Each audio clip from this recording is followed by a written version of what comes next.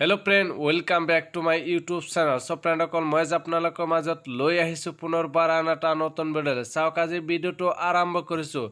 So friend ভিডিওটো আৰম্ভ কৰাৰ আগত আপোনালোকক এটা সৰু ৰিকুৱেষ্ট কৰিছো, যদিহে আপোনালোকে মোৰ চেনেল প্ৰথমবাৰ প্লিজ মোৰ চেনেলটো সাবস্ক্ৰাইব কৰিবলৈ নাপাৰিব আৰু কাষত থকা বেল আইকনটো প্ৰেছ কৰি অল নোটিফিকেশ্যন চাওক আজি ভিডিওটো আৰম্ভ কৰিছো।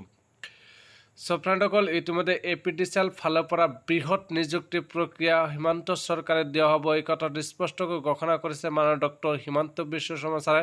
অসমৰ মুখ্যমন্ত্ৰী মাননীয় ডক্টৰ হিমন্ত বিশ্ব শৰ্মা ছাৰে নিজেই কথাটো উল্লেখ কৰিছে যে 10,000 নিযুক্তি দিয়া হ'ব আকৌ নতুনকৈ, কিন্তু ইয়াতে 5,000 মান দিয়া হ'ব বন বিভাগত আৰু 5,000 দিয়া হ'ব APDCL ফালৰ পৰা। বিগ গুড নিউজ আহি পৰিছে APDCL ফালৰ পৰা।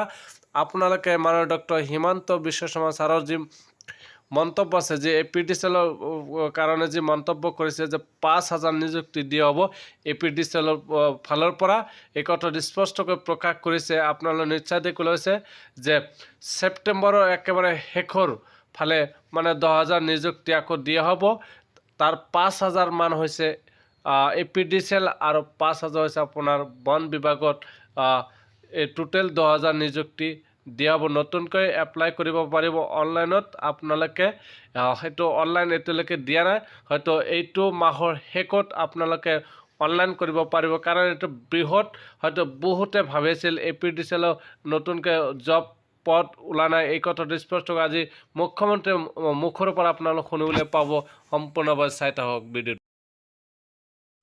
আৰু বাকি খালি থকা পদসমূহ পূৰণৰ বাবেও আমি আৰু এটা 10,000 পোষ্টৰ এডভাৰটাইজ দিবৰ কাৰণে আমি প্ৰস্তুতি কৰিছো। এইবাৰ বিশেষকৈ এই 10,000 পোষ্টত APDCLৰে 5,000 পোষ্ট থাকিব।